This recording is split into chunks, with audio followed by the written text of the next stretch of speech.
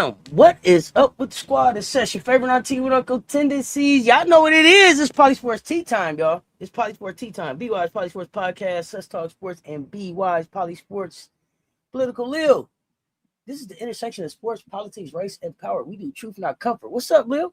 What's going on? Y'all drop in where you're tuning in from. Keep it respectful or keep it moving. Okay? This episode is about black athletes and the money trap, not jealousy, not hate. Structure. Let's talk about it. Money gets sold as freedom, right? But for many black athletes, especially women, it becomes exposure, pressure, control. Here's the question: what happens when money shows up before power, protection, and ownership? That's what this whole episode is about. Y'all hit the like and the share. They both right there. We talking gratitude, expectations. We're talking branding pressure. We're talking visibility without infrastructure. We're talking being paid without being protected. Because a check is not liberation. Being paid ain't being free. Lil, set the table. Bring the smoke. Political analyst, cultural critic, BY's PoliSports Podcast, Political Lil. No soft landings, no coded language. Name the system, name the trap. Thank you, Auntie Cess. And peace to everyone in the chat. And thanks for joining us as always. Today we're naming something that makes people a little uncomfortable because it challenges a popular myth. You know, we're told that once a black athlete gets the bag, the struggle is over. But the truth is, money without power doesn't protect you. It exposes you. It increases visibility. It raises the expectation. And often it deepens surveillance, you know, while leaving the athlete still kind of outside the room where the decisions are made. And then the second truth that we have to ground this conversation in is this: wealth is not what you earn, it's actually what you control. So you need control over your labor, control over your narrative, and control over your future beyond just your, you know, what your body can produce. So when black athletes are paid inside a system they don't own, don't govern, and can't challenge without consequences, autonomy becomes conditional. And that's why it matters, you know, because without ownership and leverage, money becomes a management tool used on the athlete and not for them. And this is why fans have to help out. They have to give that athlete leverage. Well, I mean, let's get into the first layer of the trap. The one that shows up quietly and early, right? The expectation that what you paid, you owe silence. You owe loyalty, you owe gratitude instead of strategy. That's the gratitude tax, right? And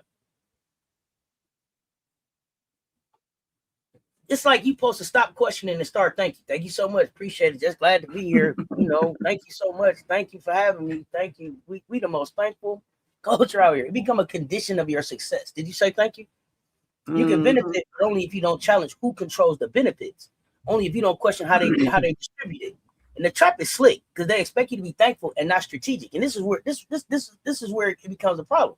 Strategy gets called entitlement. Advocacy gets labeled as complaining. The moment a black athlete asks for more, whether that's protection, respect, ownership, it don't matter.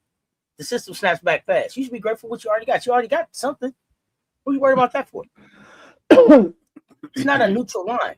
That's a discipline line. And the danger in that is that gratitude is used to put a pause on your growth. That limits your bag. It tells athletes to freeze at access instead of planning for longevity, autonomy, and leverage. Just play forever till the wheels fall off. It trains athletes to protect the bag instead of building power. The bag is the trap. Over time, gratitude becomes a leash. It keep the athlete polite, quiet, manageable inside a system they don't control. A leash on them. You understand what I'm saying? Political ill. I got two questions on the table for you. Why does the gratitude tax work so effectively on black athletes? Like, what is it about the way sports systems, media, and even public opinion are structured that makes gratitude such a powerful form of control? And the second question, how does the trap of being taught that gratitude replaces rights impact black athlete autonomy? Like, what happens when athletes are made to believe that access, pay, or visibility, or a combination of them should silence their demands for safety, respect, and decision-making power? Well, let's look at the gratitude tax first. And the reason it works so well in sports systems because they build on conditional access and asymmetrical power. So black athletes, they often position as beneficiaries of opportunity rather than contributors of value. And that's what we see going on even in the WNBA today. So that makes gratitude feel mandatory instead of personal. Media narratives reinforce the same framing, as success that could be, revocable. So you're lucky to be here while the public opinion polices tone, rewarding silence and compliance, over any type of critique. So when gratitude is socially expected, any attempts to assert boundaries or demand change, it gets reframed as entitlement. And so that structure turns gratitude into discipline, a way to manage behavior without formal punishment, ensuring the athletes protect the system that profits from them rather than challenge it. And then when you think about it being taught, gratitude replacing rights, that undermine the black athletes' autonomy. We see this example in what's happening even with the Angel Reese situation, in her dealing with Chicago Sky. The gratitude is positioned as a substitute for rights. And so that erodes your autonomy. Black athletes begin to self-censor, apologizing for something they have no business apologizing for, weighing every concern against the risk of being labeled ungrateful or difficult. So that access becoming conditional, the pay becomes leverage and the visibility becomes surveillance. So instead of, the athlete being a black athlete, rather, being able to exercise agency, they managing optics, prioritizing likability over leverage. So over time, this shifts power away from the athletes, back to the institution. Because rights that must be earned through silence aren't rights at all. They're privileges that can be withdrawn, leaving the athlete visible, paid, but still structurally powerless. We see this in sports so clearly with the WNBA negotiating. So this is a problem that can only be resolved through leverage of the people who spending their money, and that's the fans. And that's why advocacy for these athletes is so crucial.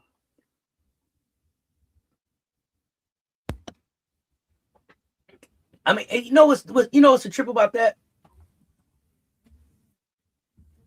We got an example out here of an athlete who, if you let them be themselves, I really do like them. And the person I think about when you were just talking about that is Marshawn Lynch. Mm-hmm. They wanted to put Marshawn in the box, put Marshawn in the box, put Marshawn in the box. And as soon as they let Marshawn be Marshawn, they can't get enough of Marshawn. Mm-hmm. He looked up beast mode everywhere. He ain't played football in a long time, but here he is everywhere. That authenticity, right? That culture. Let us be who we are. But let's move to the next layer of the money trap. When compensation gets used as a substitute for justice. This is where the system flips the conversation. Because once a black athlete, once a black, especially a black female athlete, hits a certain income level, the money is the shield for the not for them, but the institutions around them. Harm doesn't disappear; it gets reframed as something they should tolerate.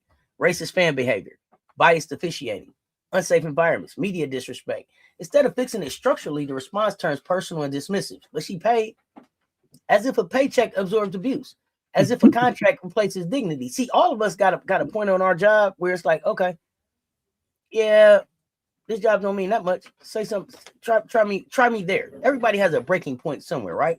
Mm-hmm. But not in this trap. Money is used to excuse harm instead of preventing it.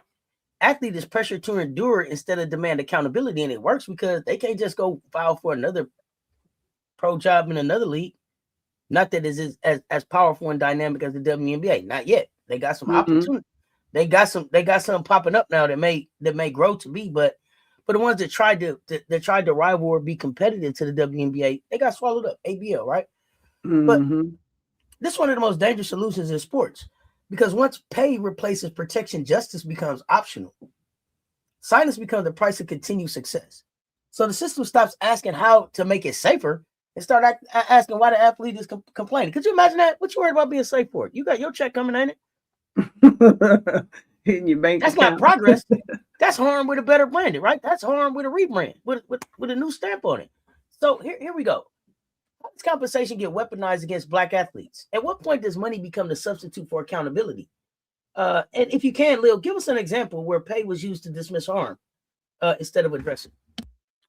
Compensation becomes a weaponized when pay is used to silence harm instead of correct it. And I've given you one of the best examples. The moment an athlete is told you're paid, so what's the problem? See, that money shifts from income to leverage.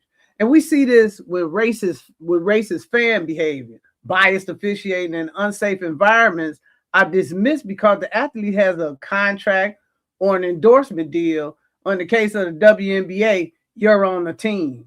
So instead of fixing the system, institutions like the WNBA, they point to the paycheck and the fact that you got access to the league as proof that justice has already been served. So in that money becomes it's a shield for the league, for the brand or the media, but it's not protection for the athlete, and that accountability quietly disappears. They're upset that these women just won't take, what they offering them, which is just a bump in salary and no connection to a partnership that allows them to grow with the league. And they sitting on their side of the table like, how dare you even ask? While the players are sitting on the other side of the table asking why not. And I see FM jumping in. What's going on, FM? Master slave dynamic always uses gratitude as a tool to keep the slave in check. So this goes back. We talked about the sharecropping in jerseys. This goes back hundreds of years. Lil tells us all the time. It's just updated. Same cycle, just updated with a new packaging. Players are demanding more money, but it does come with more conditions, and it shouldn't be. We're gonna get into that. Why isn't justice optional because someone is paid, Lil? Why do protection, dignity, and fairness still matter regardless of income level, especially for Black female athletes operating in these high risk, high visibility spaces? Sorry, go ahead. You still need to always keep your dignity and your humanity. Justice, and you want that sense of fairness. They claim the place is a meritocracy, but I haven't ever seen that in the history of this country. But justice isn't optional just because pay doesn't cancel harm and risk. It doesn't reduce your risk. It doesn't cancel a fan type of abuse. Black athletes still face racialized scrutiny, physical danger, public harassment, somebody following you to your hotel to harass you, or somebody following you home. And that causes career instability. That's often at higher levels once your visibility increase.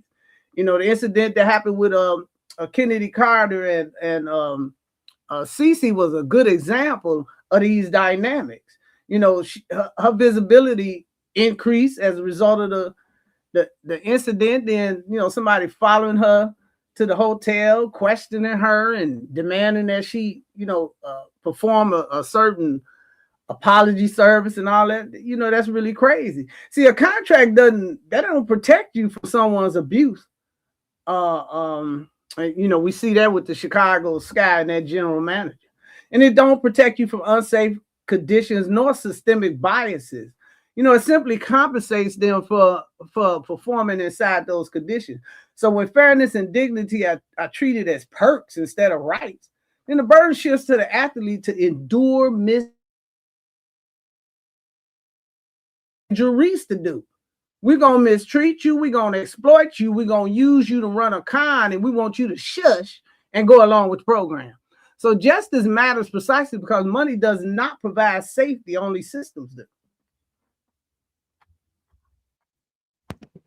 Okay. And I'm asking y'all in the chat too. Have you ever seen a situation where an athlete's pay was used to minimize or dismiss mistreatment? Y'all let me know. For sure, gratitude is a weapon of control. How could it not be? Sports are structured in ways to try to make their teams and sponsorships your only means to success. Not somebody tell Rebecca Lobo.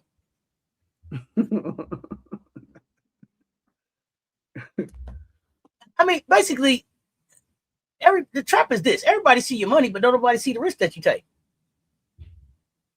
The hyper visibility without the infrastructure. That's the layer of the money trap that the people ignore. For many Black athletes, money and exposure show up fast. Headline hits, the endorsements rolling because we the culture. As soon as we do something cool, they in our face. They want more of it. Say it again, do it again, say it again. It's so funny, do it again. Right? Followers jump overnight. But protection, education, and long-term support, they don't move that fast. And for most, they don't even show up. Everybody see the money, but very few people see the risk. It was Dave Chappelle that made me see the risk. I take that back. It was Tupac that made me see the risk first. Because Tupac talked about, I made it, and then where do I move to? There's no neighborhood of people like me. So either I have to go someplace where I'm the only one on the block, or I got to stay in the hood. Where do I go? Dave Chappelle talked about, I made $50 million, hence Africa. Why? Because as soon as people heard that I had signed a $50 million contract, they thought I had $50 million in my house. I'm getting calls, visits. I'm scared. You know what I'm saying? People following me. The pressure of what that looks like. If you'd have just dropped my coin into media for people to manage it. And then a lot of these black athletes, especially in our female athletes, are first generation earners. Ain't no inherited playbook. They don't get a margin for error. There's no privacy.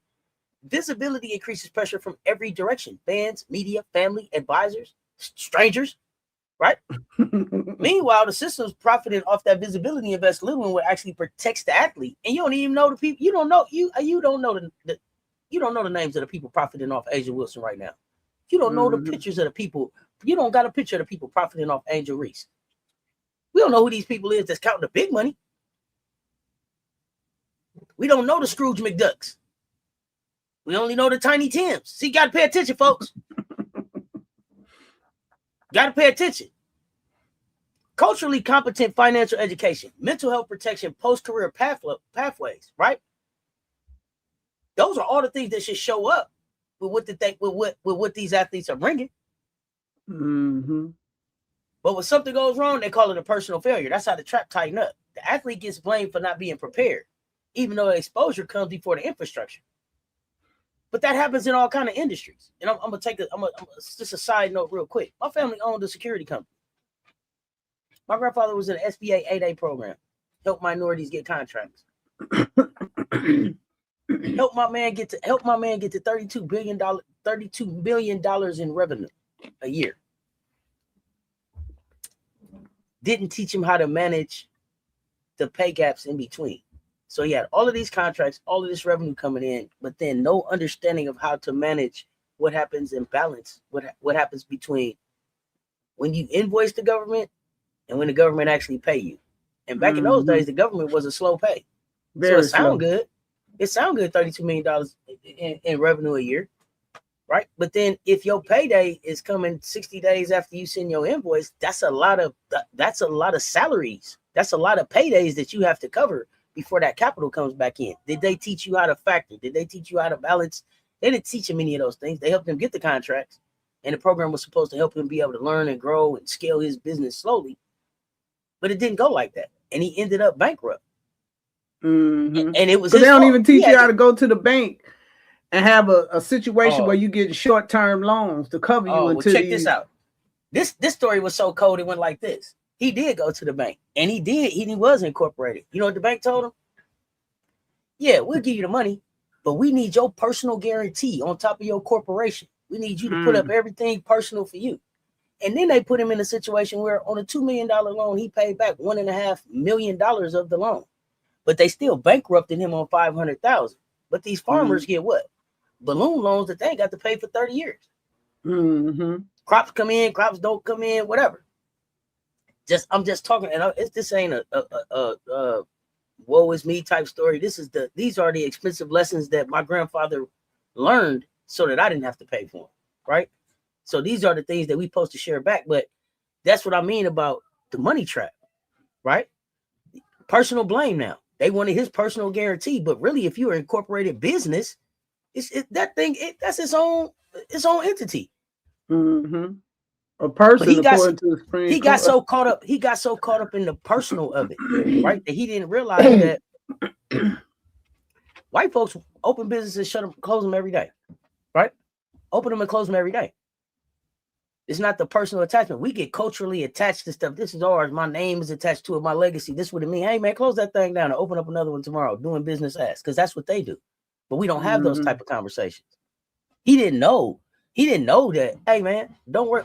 My grandfather sitting up worrying about the credit score of his company. When really what these folks do is, man, get all the money you can off your American Expresses and forget that credit score. We're gonna have a new credit score tomorrow. Doing business as so and so with $1 million in cash to get started because we bankrupted that and just let it go. Those type of the factoring that's there, partnering, how you balance your business so that you have some commercial business, some residential business, some private business, some government business, so that you're balancing what your revenue looks like so that you can sustain. The sustainability piece is the part that we don't talk about, right? So this is why these conversations are important to me. Money stops feeling like security and starts feeling like surveillance.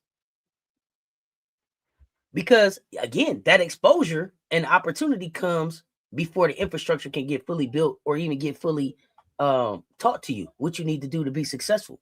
So what looks like opportunity on the outside, it feels like vulnerability on the inside. So Lil, why is hypervisibility without infrastructure especially dangerous for Black athletes? You know what? Hypervisibility without infrastructure, it is dangerous because it exposes the exposure arrives faster than the protection.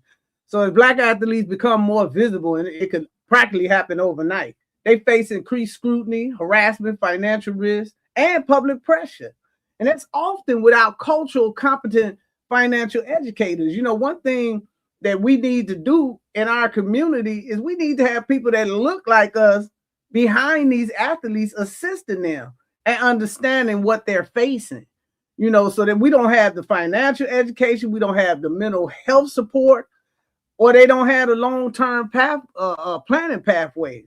So visibility, it amplifies mistakes, rumors, and then the narrative shifts. And while the system is benefiting from your exposure, they invest very little in safeguarding you as an athlete.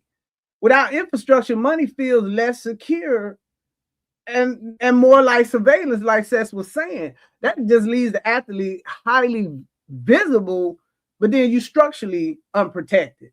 You know, you out here, you're loud, you're visible, you make it, you know, a bunch of money, but then, you know, your life is going faster than any protection. You don't build a good team around you, it can turn out to be a nightmare.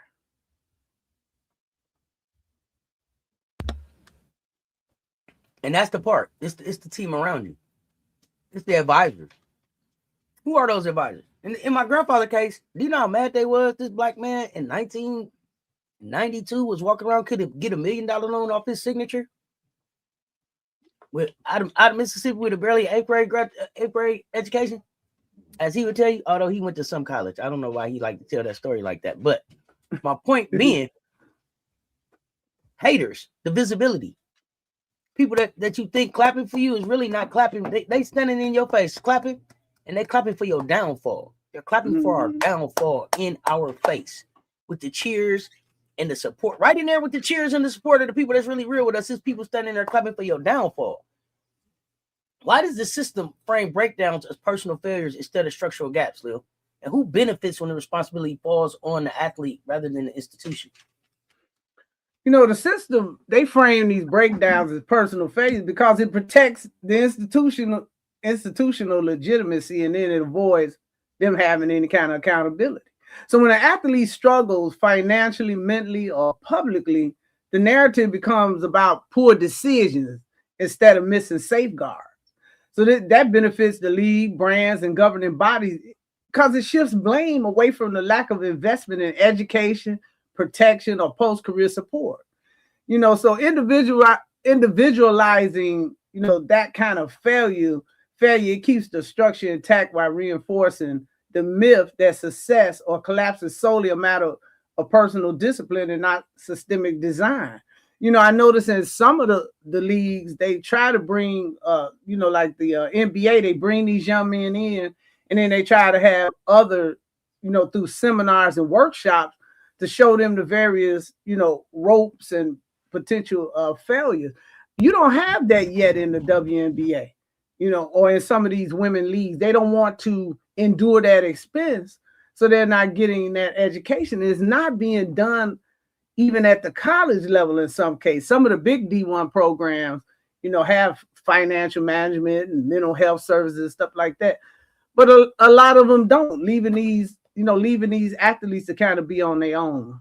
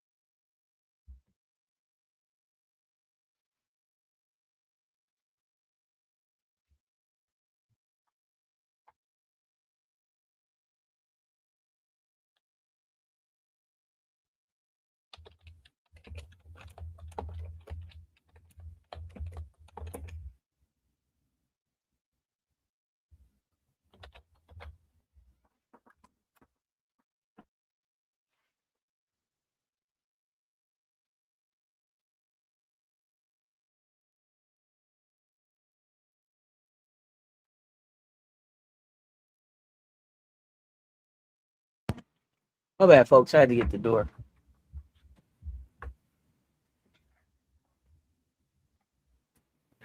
My bad, folks.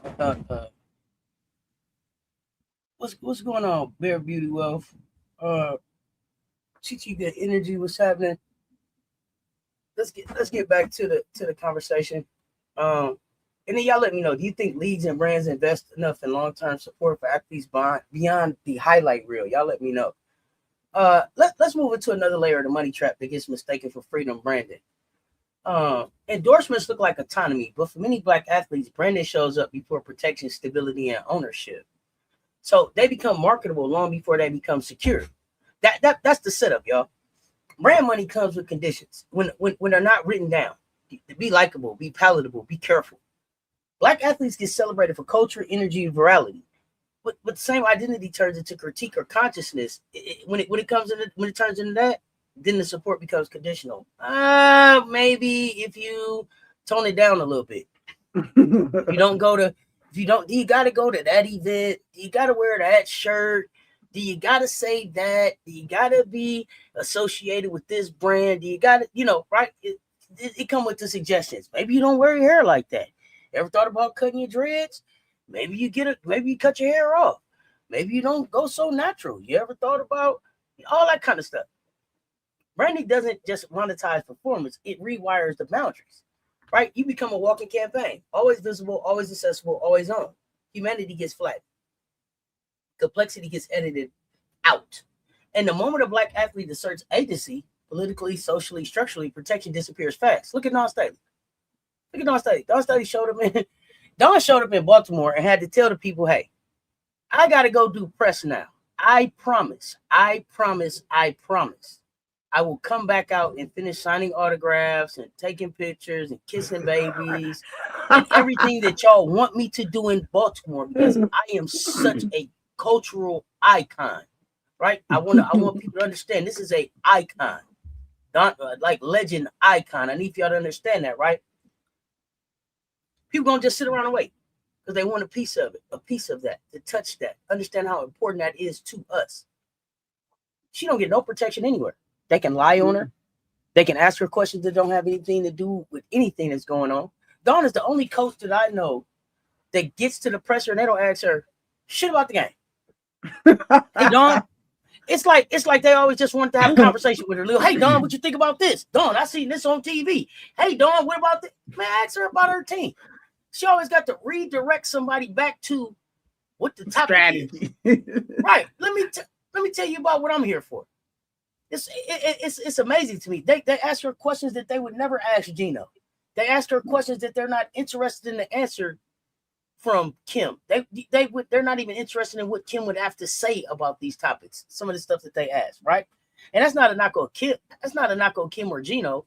That's just how they are culturally connected and what they mean to us, right? And what she means to women's basketball. And when you stop the protection, when that protection disappears, that's when they're trying to pull back her empowerment. That's commodification with a contract attached, and that's what the stuff that Don ain't really going for. But what does branding starting to override? What does branding start to override humanity for Black athletes? When does the marketability begin to dictate the behavior, the voice, the boundaries? I would say that branding overrides humanity, when an athlete's income becomes tied to performing a palatable version of themselves, rather than expressing their full reality. So once endorsements start rolling in, your tone, silence, they start becoming emotional restraint. And see, the athlete began managing brand risks instead of exercising their agency, their freedom. They go from unapologetic to apologetic. So boundaries, they become negotiable, and then the authenticity becomes conditional, and then personal expression is filtered through marketability. So in that moment, the athlete stops being treated as a person with rights and complexity, and becomes a product whose values depend on remaining consumable to whoever they are being marketable to. Well, and why is branding without ownership a dangerous illusion of empowerment? When you don't control your narrative or long-term value being created from your identity, what's the danger there? Branding without ownership is dangerous, and that's because it creates an appearance of power without actual control. We look at these athletes and we think they running things, and you'll hear comments, about what power they have and how they the franchise person and blah blah blah bloom. That's fantasy. When athletes don't control their own image, platforms, and revenue streams, and mainly your revenue stream, they're dependent on these external apparatuses for approval and way to maintain income. Because you get put off the team, then that's going to stop not only your main source of income, but potentially your marketing platform would end if you wasn't in the league. So if your narrative can be reshaped, withdrawn, or weaponized against you, the long-term value generated from your identity, it benefits brands, but not the athlete, and neither the community. And that's another thing that we have to do different in this century. We have to start building communities with our athletes, because without ownership, branding doesn't build autonomy, it builds dependency. And that's disguised as success. You think you out here balling, but if you don't own the ball, all you doing is bouncing it temporarily, so to speak. So that's what'll happen when athletes don't control, can't control their narrative, and it will, change your identity. It's like your whole identity is being managed and manipulated in ways, that benefit others and not benefiting you nor your community. Absolutely. And then Green Thumb, I see your question. How much power does Don have with Louis Vuitton? I wonder why it's become a big part of our identity. I got some questions back to you to clarify before I give you my opinion, because I don't really know, but I'll give you my opinion. But tell me, why do you think Dawn has power with Louis Vuitton? And why do you think it's a big part of her identity? I'm just curious, why Louis Vuitton? Why Louis Vuitton? And then I can give my opinion, but I want to understand that, because I don't tie Louis Vuitton as a big part of her identity. I know people sometimes call her Louis Vuitton Don, but I see her with her LV on. I see her with her Gucci on. I see her with her Balenciaga on. I see her with all kind of different brands on. So why Louis Vuitton? And then just tell me that. Being on brand will cost you some humanity, same as any of us at our jobs. Absolutely. And this is why our conversation, even though is rooted in sports, we definitely want the audience and our listeners to understand that this applies in any industry. And this is why we circle back to this CBA fight, because this is a fight for every industry, not just for the WNBA. This is a fight for every Black female professional, every brown female professional in any industry. This is a fight that you're paying attention to, because we are cultural shifters. We bring the culture. We drive the revenue. We drive the profits in any industry that we're in. And so we need to start demanding some ownership, but also, just start recognizing our value. I don't know, being fairly new to the game, I wonder why people call her that. So here's the thing about Dawn. I believe that Dawn is I believe that she's a fashionista. So Dawn is just big on fashion, period, as you see just in how she dresses. I believe that over time she's become a brand ambassador for Louis Vuitton, Gucci, Balenciaga. And these are, again, assumptions that I'm making. The assumption being that I feel like they recognize enough of what a cultural mover she is, that they have started making like Gucci garnet color clothes, like Louis Vuitton specific garnet and black theme clothes. Like Don said about the t-shirt with her face on it. If I buy it and we wear it, the fam's gonna buy it. So I don't know that she had. I don't know how much power she has, but I feel like her marketability has been recognized, and I'm sure that she is handling it in a way that she feels like she's getting her worth. But I love that she's not using that Louis Vuitton, Gucci, Balenciaga, all of these other relationships that she has to big up her, as much as it's about being able to use her platform to big up other people. So I love the fact that you see Dawn in Gucci, you can see her in Louis Vuitton, and you can also see her on a Sunday in a Player Society custom-made t-shirt to make sure that sister and her business get as much love as Louis and Gucci and Balenciaga and all the rest of them. And the family's gonna go out and try to buy it as much as they can. But Gucci recognizes that people see Dawn. They got Dawn so cool. If you can snap the picture and Google will tell you how much it costs and where you can get it from. If you take a picture when she on TV, you understand? They know that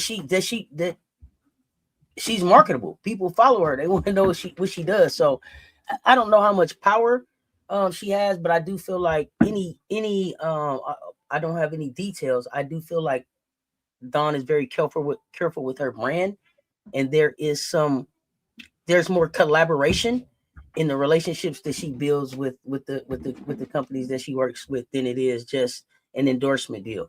And I take that back to like UFOs, right? Dawn has the UFO deal that didn't just take care of her. She was like, oh man, my highlighters need an endorsement deal.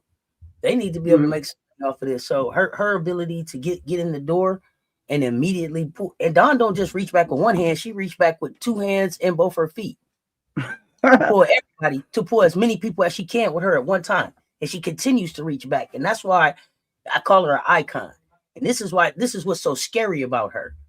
Because she's reaching back with everything that she can to bring forward everybody that she can to be able to give everybody an opportunity. This is how you're supposed to be able to. I got some UFOs too. This is how you're supposed to leverage your platform. This is how you take that empowerment. And then she doesn't shy away from having the hard conversations. Dawn is like, yeah, y'all see me with the Gucci and the Louis and the Balenciaga on Sunday, but y'all don't realize the fight that I'm in at South Carolina on an everyday basis, screaming and beating on the door for me as a female coach in a PWI, coaching a team that's bringing in national championships to a school that doesn't have that many other championship eyes on. I don't know where else we won championship. I think we got a great track team. You know, softball does something, baseball, but Dawn is the one bringing the chips in lately, right? I tell you what, she got enough. She got enough power that they can't remove her from the table. I put it to you like that. Exactly. But the other thing too is like, don't forget that Dawn also before she was Coach Dawn Staley, she was also Dawn Staley, one of the baddest point guards to ever lace it up. So she is a walking, talking, living legend, brand hooper in her own right. This is somebody who had a shoe back in the early 90s. The Staley, the Staley 05, right? This is something that they can bring back out. Like Don said, it's not yet. Asia, that's cute. You got a collection. That's fine. At least I see you over there. You've been a Nike athlete for a while. I've been with Nike 30 years. I've been with Nike 30 years. I can't wait to take my Nike drip out the closet because I've been having to buy designer tennis shoes here lately because I'm at an Under Armour school, but I'm a Nike athlete. The Don has 3 chips. The school combined has 3 chips. Thank you, FM. Those are the things those are the things that I like to call out and be able to push back and say out loud, right? Because we have so many situations where athletes and entertainers get caught up in these situations, right? You talked about Allison Felix, right? Penalties for biological functions, pregnancy, right? You can talk about Black women in entertainment, the Taraji P. Hensons, the Moniques, the battle that she had with, contracts and suppressed wages and social stigma for negotiating, right? You can talk about the financial burden of supporting your family due to a racial wealth gap, right? Reduced liquidity, inability to compound wealth, higher burnout risk, right? These are the things that these ladies are fighting against. Loss of sponsorship. Allison Felix, I think it was a 70% cut that she lost his sponsorship. Banned from competition. Yeah, and then turned around, had to pay, and then got fined on top of that. Got banned, you can't run, but you're going to pay us some fines. Like loss of generational wealth, royalties, restricted artistic freedom, keyless, making a stallion. They talk about that, contractual seizure of masters, publishing, ancillary revenue, right? Like these are the things that we fighting about. Taraji P. Henson said the math ain't math. Opaque accounting, excessive fee deductions in entertainment. Net income is a fraction of gross, high tax agent fees, reduced actual wealth. Like these are the conversations and the things that these women are talking about. Gratitude gets weaponized. Wealth is redistributional, right? The black tax ensures earnings are immediately redistributed, preventing compounding wealth. That's what we saw in the cases of Angel Reese and Asia Wilson. Leo got me on my political stuff. Now these articles popping up, this stuff come across my screen. I'm taking it all in. These contracts is turning into traps out here. So I want to talk about the layer of the money trap that hits quiet but heavy, and that's the short careers with the lifelong expectations, right? For many of these black athletes, and Leo really opened my eyes up to some of this stuff. Money shows up early, but the responsibility is expected to last forever. So that check is not just income; it becomes this obligation, and not even necessarily on purpose. Kind of just by the fact that it happens, you get an obligation to your family, to your community. Why? Because they supported you, and that's how we feel like we want to be able to take care of our family. Obligation to generational repair. They want us to fix everything. You remember way back in great granddaddy had lost the land and all of that, right? And everybody counting on it. At the same time, I don't think that we realize how fragile, just by design, a sports career is. One injury, one narrative shift, one front office decision, man, thing over with. It's a wrap on that. It's a wrap on that. And then when the money slow down or it stop, the expectation don't. What you mean? We've been living high on the horse, big dog. What you mean? What you mean? No more. The chef is leaving. We cooking ourselves. The athlete is still the one who made it, even when the system has already moved on. So, and again, what looks like wealth on the outside can feel like a countdown on the inside. The clock is ticking and everybody wants their piece. I'm gonna go back to my grandfather again, and not that he had any type of wealth like these athletes have. These athletes have, but I spent one day with him. I worked in a company. I did a lot of different things, but this one day I just spent with him, shadowing him for the day. And I was so surprised at how much business didn't get done. His day was boring. He took 7 calls of people he didn't know, asking for some money to do some stuff that he didn't have nothing to do with. He had 4 meetings of people coming in with a great idea of something else he can invest in that didn't have anything to do with what he was already doing. His whole day was spent talking to people that wanted some piece of him to do something that didn't have shit to do with what he was trying to build. It was amazing to me. Once you hit a certain level, how many people reach out, want something? Can you donate, give back, help the kids? They need lights.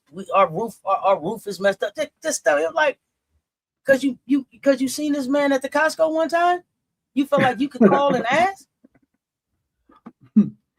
It's wild. Oh yeah, Don played in the Martin episode. Don is a name dropping rap songs. Don is a legend. But I didn't realize how much of a gimme you become when people know you got something. Mm-hmm. I can only imagine what these athletes go through. Early money don't create security; it amplifies the pressure. You hear from people, from everybody. Long lost cousins, people who think they was your cousins, people who know they ain't your cousins, but still want something too. You understand? It don't enable freedom. It accelerates a fear. Because now the athlete ain't just managing success, they managing the risk of collapse. So with little institutional support and no real long-term pathway. So when I hear a player like a Bree Hall say,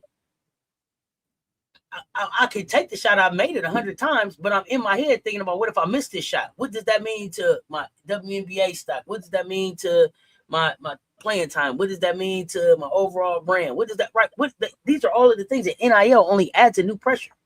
So I want to put two questions on the table right here, Lil.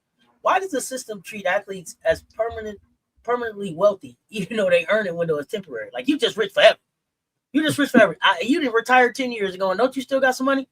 And second, how do lifelong expectations without long-term support turn early money into deferred vulnerability? You know, the system treats athletes as permanently wealthy because it allows institutions to avoid responsibility for what happens after the body can no longer produce. You know, it's just like on the plantation. You know, when you got Chicken George age, you was kind of discarded. You know, so by framing the athletes as set for life, because you never set for life, because we don't have generational wealth. So you're not set for life.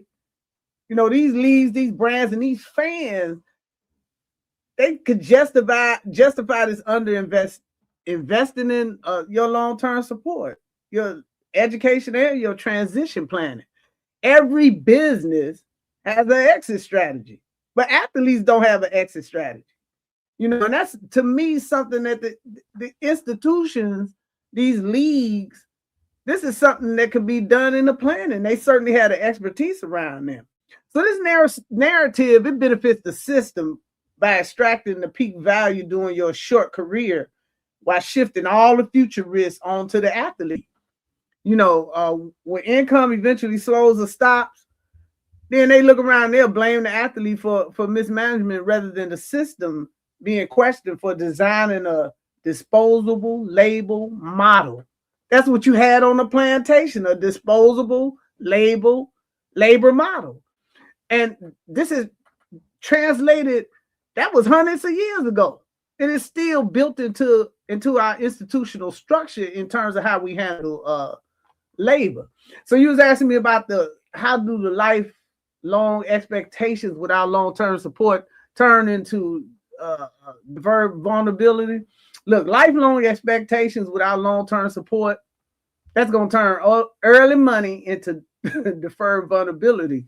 And they do this by locking athletes into obligations without security. So Black athletes are often expected to financially support family, community, and legacy from income earned during a short or unsustainable window. Now that's not the case of somebody like Shedeur, because Shedeur has generational wealth. He's going to have wealth that's passed to him through a trust fund. But for an athlete like Angel Reese, who is maybe a first-time athlete, these things are going to apply. You know, so you got a short, unstable window, and you're forcing decisions driven by urgency rather than strategy. So you can't, you know, what's the athlete window? Maybe 3 to 4 years in the NFL and a few more years maybe in the NBA. But it's a very short window that people seem to think is a long time, you know. So the pressure that limits your autonomy and discourage risk taking outside the system. That keeps the athlete focused on immediate survival instead of long-term control. So what looks like wealth really becomes a countdown. And I hear it in Angel interview with the magazine that she did with Asia, it was a Wall Street Journal. I heard her say that. Well, this is, and I've heard her say it repeatedly. This is going to end. I'm glad she realizes, that that's going to happen. But that's what I think pushes her urgency, to become as wealthy as possible. So what looks like, well, that's where the fear of the future and your instability is shaping every choice. So she out here because she don't, she can't turn to the Paris Hilton wealth fund, when she finally stopped trying to act. She out here hustling every deal, and it wears you out after a while. You may be chasing, and then you go off the rails, or some people don't make it, or you get a situation where 80% of athletes return, become broke. And that's not only due to bad advice, but it's no checks and balances built into these institutions. And I say the word institution, I'm talking about leagues, built into the leagues for them to check and balance someone. In the NFL, they'll tell you about a few bad agents, but how many financial managers do they tell you, you maybe need to take a cautious eye, or maybe you need to run this deal by blah, blah, bloom. And I'm not talking about your major stars like your LeBrons or Steph Curry's. I'm talking about these guys that are, down the bench, maybe got a limited opportunity, maybe not involved in the league's, marketing thing and this, that, and the other. So, it becomes a mental despair, if you will, because you think about somebody like Mike Vick. When Mike Vick got into trouble, his whole family collapsed. And thank God Andy Reid gave him another chance at redemption. But, just think if he had generational wealth, or that generational wealth had went back, a couple of generations and this, that, and the other. Okay, he did a bad thing. He went on off to jail, but his whole family situation wouldn't have fallen apart like that. So these are the things that, give our athletes such an enormous risk in making these people tons of money. I mean, they ain't worried about they financial situation, but the athletes, the labor is worried about theirs. Absolutely, and I agree. I want to jump in. I want to say two things. I gotta just, because me, I gotta put a little twist on the narrative. So yes, Andy Reid, we appreciate him, but I think what gets lost in that, or what I like to amplify in that, is that it was Donovan McNabb that said, "Yeah, bring that brother here. He served his time." They came and asked Donovan. Donovan could have said no. Donovan McNabb was a big part of how Michael Vick ends up back there, because Donovan is still there. That's his team, right? Like, what are we doing, right? So I want to highlight that about Donovan. You know what I'm saying? Being secure enough in himself, but understanding his responsibility in the position, and the importance of the visibility of Black men getting a second chance at an opportunity like this, right? After serving their time. So I do want to call out Donovan McNabb, but I want to go back to even a little bit earlier. We was talking about exit strategy. The one thing that I learned from watching my grandfather's business go down is that if you don't know how your business closes, or your brand closes the day you open it, the day you start your business, if you don't know how it ends, you've already failed. Because that means that you haven't planned out the lifeline of your business, and then you will miss exit opportunities if you don't have a strategy of where you're going. My grandfather didn't have to end up in he didn't have to end up in bankruptcy, but his lack of knowledge and understanding and having a mentor explain to him what the game was what ended him up in a bankruptcy. This is the same. This is a man who had his company read into the congressional record by Bill Clinton. That company shouldn't go bankrupt, right? This is a company that was doing 85% of the security business throughout the state of California, South Africa, and Costa Rica. His business didn't have to fail. Plus, he has some contracts in Florida, a little bit around all over the nation. But he failed because he didn't have exit strategy. He failed because in his mind, how he thought he was going in his business, he hadn't talked to nobody about it. In his mind, his grandson was going to take over. He didn't know his grandson wasn't interested. Right? But he also had opportunities where bigger companies came in and wanted to pay big money for what it was he had built. Those were exit strategies that he should have taken or at least considered, but he hadn't thought about how his business really closed down. So how does that business end when you start it? Do you close the door when you get done? Are you passing it on to somebody else? What does that brand look like? Are you the face of that brand forever? Are you bringing in other people? Is this just until your career is over? Are you trying to jump into other markets? Again, if you don't know how your business or your brand closes the day you started, you've already failed.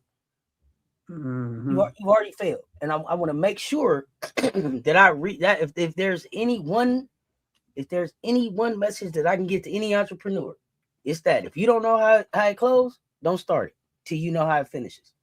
Until you back with planning.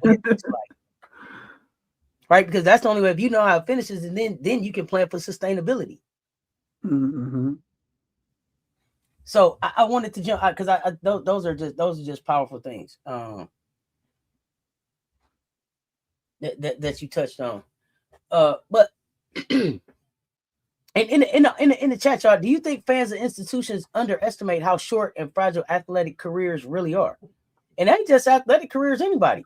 With the way technology is developing around here, you could be hot today and going tomorrow. Hey, all right, finish, but you know what I mean? So this isn't just, again, this ain't just for athletes. This is a conversation about everybody, about any type of job or working for any other person. And then here's the other thing I'm just going to say, and I'm going to get off my soapbox about entrepreneurs. Everybody ain't meant to be no entrepreneur.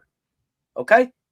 If you don't like going to your 9 to 5, if 40 hours a week is too much for you, being an entrepreneur may not be for you. Because being an entrepreneur may mean 180 hours a week. Exactly. Just you, no support. And sometimes it is, and sometimes it don't. So it's not for everybody. Be sure. Work-life balance, it sounds cute. I work for myself. I make sure it's for you. Because it's a lot harder than what people think. But let's get to the deepest layer of the money trap. Let's circle back to the money trap and get off my soapbox. The lie that being paid means being free. That's the deepest layer of the money trap. The lie that being paid means being free. We be so, get the bag, get the bag, get the bag, get the bag. It come with a leash. It sells comfort as liberation, and it sells survival as success. Survival is not freedom. Confusing the two is how the trap stay intact. Black athletes are paid inside a system they don't own. That's the point. Access without authority. Visibility without protection, comfort without control. They can perform, not redesign. They can benefit, not disrupt. What gets celebrated as success is often just endurance with better lighting. And then they can tell you how you can celebrate. And it's this crazy. Yesterday was a great day of basketball hoops. And I remember in the college game, I think it was a block shot or something, and it was like, get that out of here. And the referee, I heard clearly referee said, stop all that hollering. What? Stop all that hollering. Stop all that screaming. Stop all that screaming. Flip side, unrivaled. They screaming, having a good time, pulling each other jerseys out. A good time. Listen. It's just an explosion of excitement. I gotta cap this off with something. I just blocked your shot. Just give me that second. Stop policing me, sorry. Stop all that hollering. What? Hey, come on now. Stay out the game, buddy. Don't take that stuff out the game, y'all. Freedom requires more than money. It requires voice without punishment. That's where the real freedom is at. Me being able to say what I need to say, or what I feel like I need to say, or what I feel in my heart, believe in my heart, without being punished. Safety without silence. Ownership without permission. The ability to plan beyond the body. When those pieces are missing, money turns into golden handcuffs. Polished, praised, restrictive, and that outcome isn't accidental. That's structural. Leo, put two more questions on the table. Why does the system work so hard to convince athletes that being paid equals free? You know what? The system promotes the idea that being paid equals being free because it stabilizes control without appearing oppressive. But when Black athletes are focused on survival, protecting contracts, endorsements, and access, they're less likely to challenge ownership structures.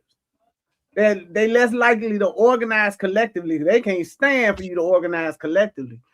Or they won't demand systemic changes. So survival keeps the attention on the present. Autonomy requires planning, leverage, and redistribution of power. And Lord, don't say that word twice, redistribution of power. So by framing pay as liberation, like you hearing it, the WNBA, we giving them $1 million. You giving 5 people $1 million out of 156 people, and then you act like this is liberation right here. It's radical, revolutionary. I mean, please. So by framing that pay as liberation, the system secures compliance while avoiding deeper conversation about ownership, governance, and long-term security. We all know that the WNBA, they don't want to talk about equity. They don't want to talk about ownership. They don't want to talk about revenue sharing. All of those things they immediately take off the table. So what are we even talking about? So what actually separates survival from freedom in the context of a Black athlete? Survival is the ability to endure within the system, but freedom is the ability to shape it.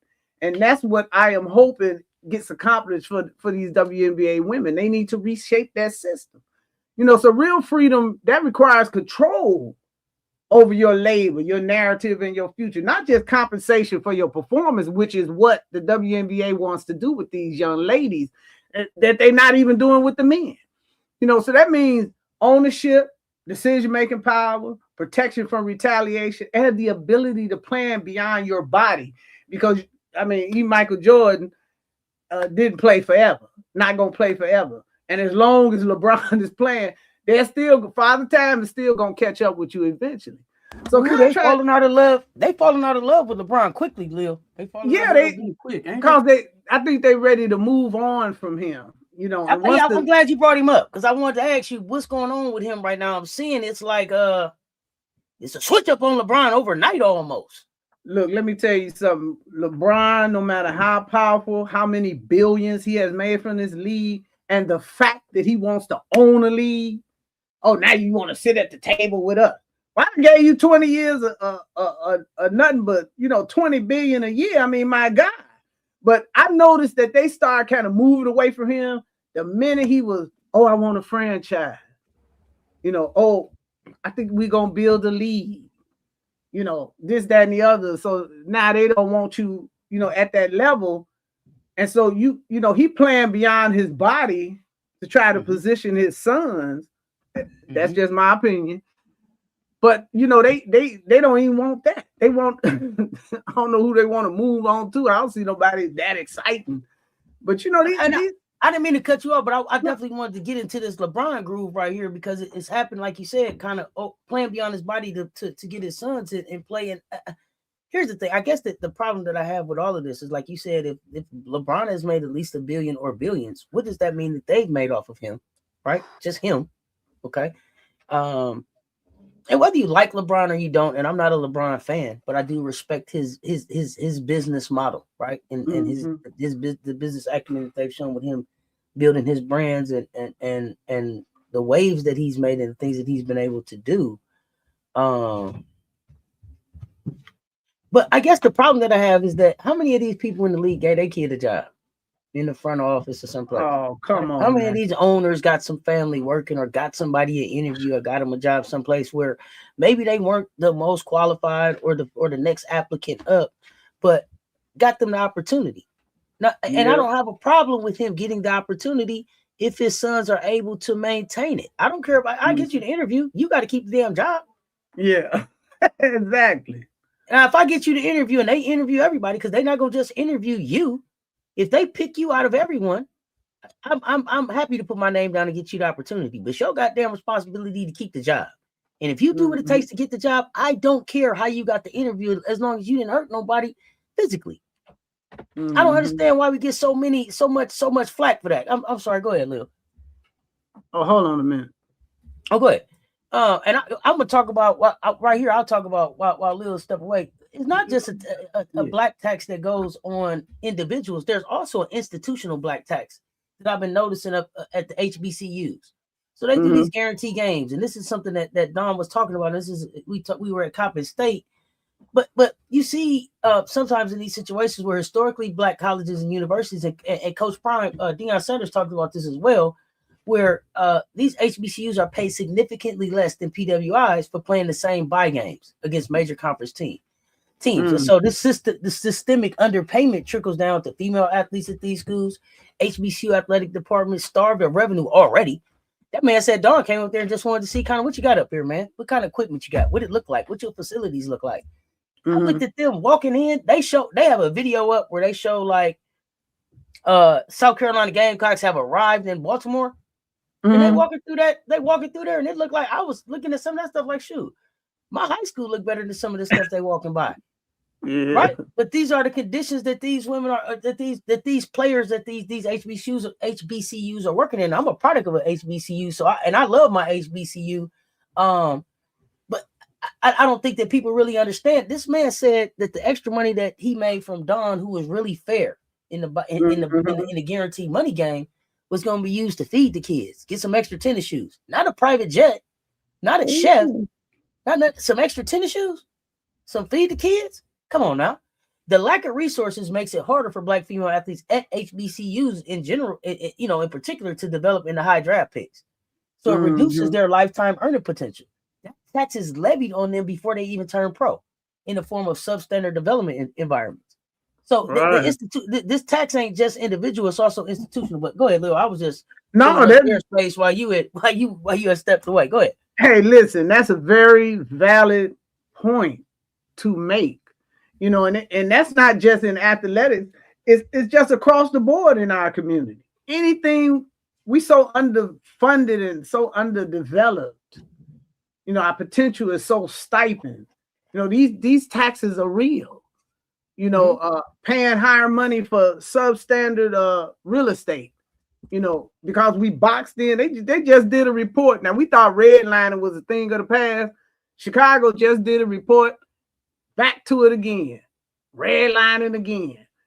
Right now in 2026, when they were supposed to go out the window with the 1968 Housing Act. So we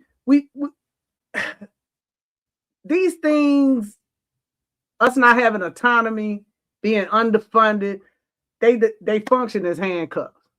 And so that freedom begins when the athlete can say no without punishment or build power that outlasts their playing career. These young ladies at these HBCUs, I guarantee you, I watched the HBCU game the other day between two HBCU teams that was on TV. I just happened to find the game. HBCU Go had presented the game. I mean, entertaining, athletic plays, and this, that. And I was just thinking, I said, damn, if they had, the right trainers and maybe the equipment room and this, that, and the other, shoot, some of them could play in a PWI, but it's a lack of resources. So you're right. It's a burdensome tax on us. And I'm so happy that Don was able to go to that HBCU that's in Maryland and be of more assistance. Even I remember some of these HBCUs, they be needing that check just to function. And that shouldn't be. Those athletes shouldn't be so underserved and so underfunded like that. It's heartbreaking almost. Because a lot of them have potential where they could turn pro, but they'll never get the chance because they never got the proper development. Shoot, I watched Coppin State versus the Gamecocks, and I was disappointed with the camera quality at the. Can they get some cameras? Now y'all showed us Unrivaled was like we playing the game on our camera phone, and it was clearer than what I saw on ESPN Plus. The quality of the color was so bad. Listen. Y'all know who I am. I'm gonna keep it a buck. My players look the same color as their black uniform. The only thing out there you could tell, depending on your TV, there go Tessa. Everybody else, you better check the number. I don't know who out here. Come on now. We got to stop this. We got to stop this. The resources are really an issue. I went to a PWI and shared my bathroom with 3 girls when we dropped off my siblings to HBCUs.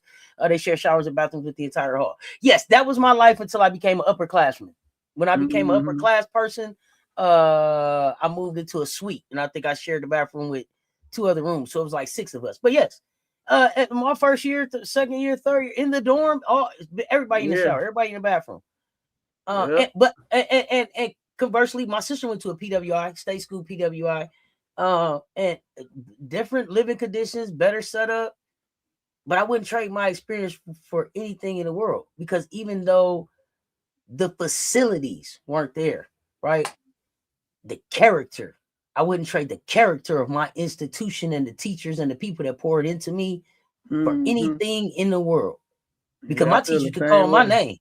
My teacher could call my name. I wasn't such and such 29, 39. I wasn't 52, 42. It wasn't 300 people in my class. It was about 22 of us. It was about 30 of us at the most.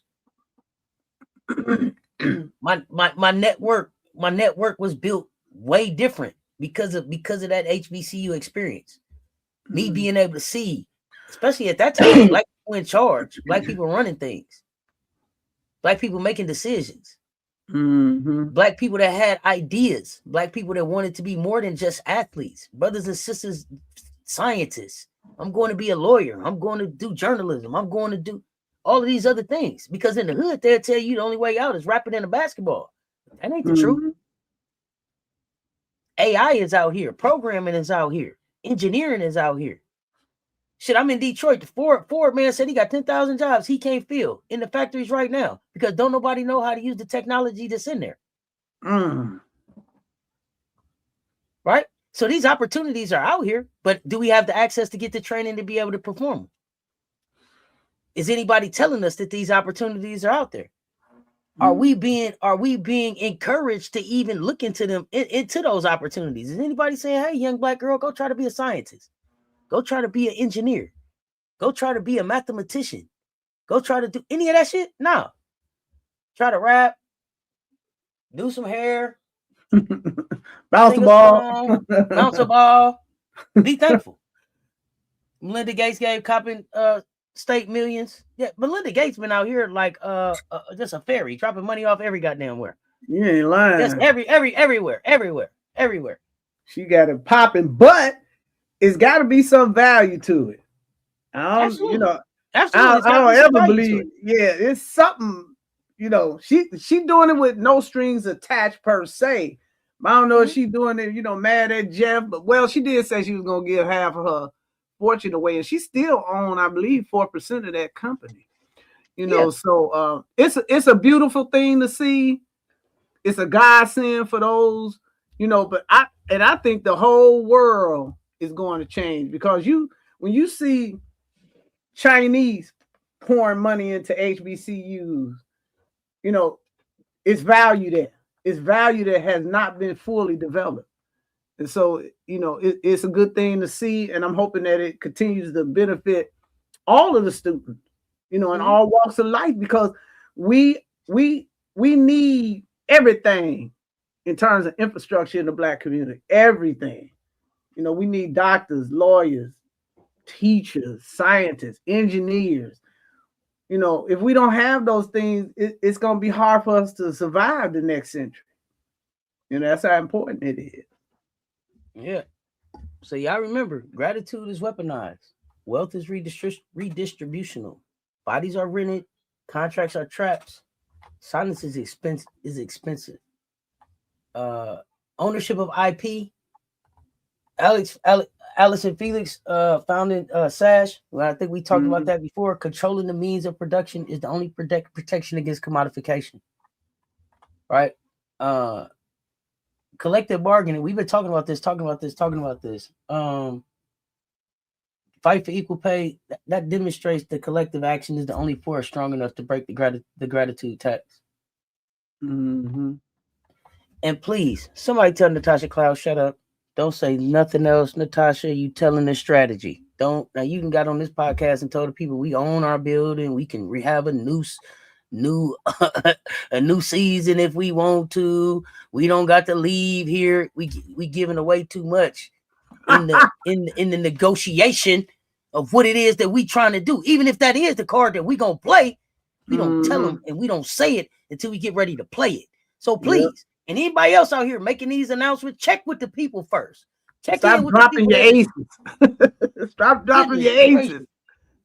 Don't drop that. Yeah, y'all out here, they gonna be out here, man, cutting spades with they gonna be out here cutting spades. Stop it, y'all.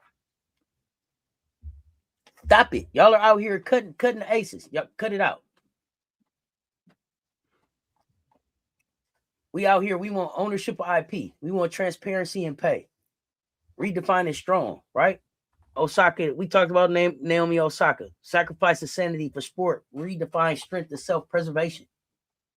This new generation is setting a new standard. Trying to break down this money trap. Because until that stuff is done, it defines pretty much what the economic reality for Black and brown women in the spotlight. Love for their labor, low for their ambition. That's wild. What actually separates survival from freedom in the context of Black athlete power, Lil?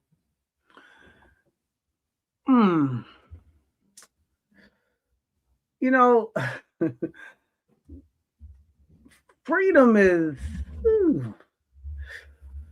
survival is the ability to endure within a system, but freedom, like I said, is the ability to shape it.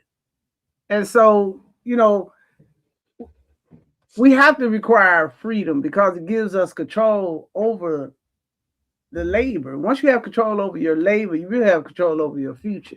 You're not just out here, you know, exchanging time for performance.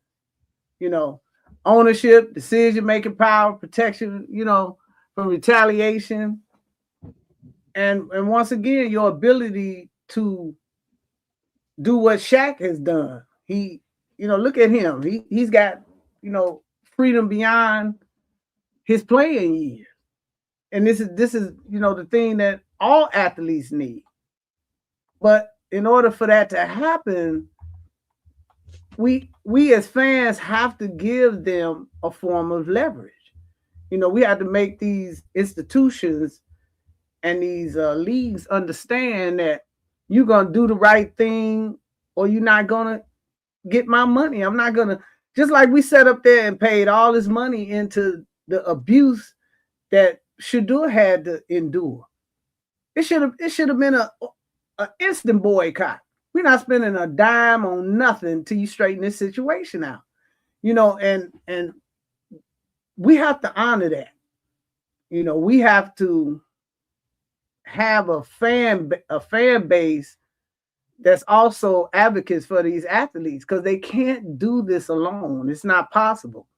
You can only do things, you know, the freedoms that we got, the few advances that we got came from collective action. They didn't come from an individual, even though they put MLK out there as the person, you know, as an individual that led a movement. But the movement was the people moving behind him, you know, and so that's what freedom looks like, the ability to control your own outcome, you know, and that's the power in it. If you don't have that, you really don't have nothing. You just on a treadmill, running like a hamster wheel, running over and over and over. Absolutely. And I want to circle back real quick because I want to make sure that I saw I was getting off my soapbox, but I want to go back to Natasha Cloud for a second because I want people to understand why it's important that you don't share what your next move is, because they can make a move to plot against what your next move is. Counter move. But now you have also just given them, you set up the divisiveness for them because the unrivaled only employs so many. So it's not all 156 who can just be in the building and start another league. And maybe Unrivaled has plans to do that, but it gives them crack into a little peek in, a little crack, a little way in to try to divide to try to divide the players as a whole. And they need to all stay together 156 deep or whatever. Like I said, I feel like everybody who ever put on a WNBA jersey should be in this fight right now. And I know that there are players, that feel like, hey, y'all got more than what we got, so y'all should be happy. But no, they got more than what you got because of what you did. And the people that are coming behind them will get more than what they got because of what they did. And we got to keep pushing like that. And that's why all of y'all need to put on that pay us what you owe us. Pay us like you love us. Open them book shirts. All of you. And the pioneers need to be suing for reparations. They need to be already dropping a lawsuit. Pension and pension and medical and all kind of stuff. Yeah, absolutely. Oh yeah, if somebody paying you, you never free. It's a pimp and a hoe in every situation now. It's all in how you do that and what is the level of respect in the way that you had. Are we collaborating or you out here giving out instructions? Now, if it's a collaboration, we have a meeting. Okay, I don't want to go on that block. I want to go on this block. What you think about that? Maybe you drop me off here, pick me up later. I don't like working on Saturday. See, just know your worth. You understand? Know your worth. That's all. But, and if that was too real for y'all, my apologies, but that's just how I am. I keep it as real as I can get it. It's the oldest profession out there, okay? It's the oldest profession out there. Let's be honest. That's the oldest trick in the book, the haves and the have-not. We have to look out for the whole too many sellouts. Absolutely. And then people get complacent. They was going to say the whole neighborhood, but you know what? This ain't so bad, and I'm okay, and mom and them all right. And so, all right, we don't have to help the whole community. Mom, you good? And got to couple everybody out. Meanwhile, Don reaching back with 2 hands and both feet. And then telling everybody that she reached back. Don't help me. Everybody reach back like I reach back. And bring us all forward. Make the platform bigger. But let's bring this home. Like only we do. No fluff, no soft landings. We peel back black athletes in the money trap today, y'all. We told the truth. If we didn't, tell me we lied in the chat. We named how gratitude gets weaponized in the silence, how compensation gets used as a substitute for justice. We named hypervisibility without infrastructure. We named branding before protection. We named short careers with lifelong expectations. And we named the deepest lie, being paid equals being free, because survival is not freedom and comfort is not control. What we named is structural, not personal. This is not a bad choices conversation. Black athletes deserve and have earned the money. The question is what comes with it, because money without power, ownership, and protection is not autonomy. It's a bag with strings attached. Now we closing with the final word from the one who never sugarcoats it. Lil, bring us home. You know what? As we wrap up this conversation, I just want the audience to sit with this truth. You know, money is not the end of the struggle. It's often where the real struggle begins. So the money trap isn't about athletes being paid. It's about athletes being paid without power, protection, or ownership. So until Black athletes are supported in moving from compensation to control, visibility to infrastructure, and from access to autonomy, the system will continue to extract value while calling it progress. And the goal isn't just to celebrate the success.